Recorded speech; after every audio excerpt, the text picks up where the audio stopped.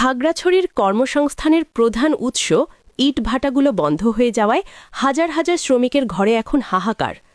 কাজ হারিয়ে দিশেহারা সাধারণ খেটে খাওয়া মানুষ আজ রাজপথে নেমে এসেছেন।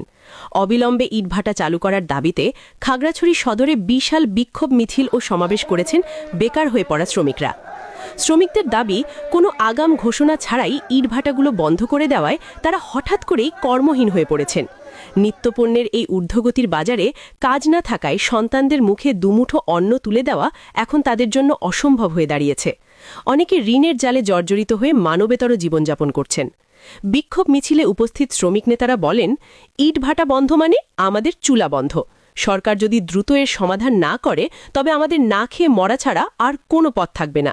তারা সরকারের কাছে আকুল আবেদন জানান যেন দ্রুত আইনি জটিলতা কাটিয়ে ইটভাটাগুলো চালু করা হয় এবং সাধারণ শ্রমিকদের বাঁচার সুযোগ করে দেওয়া হয়।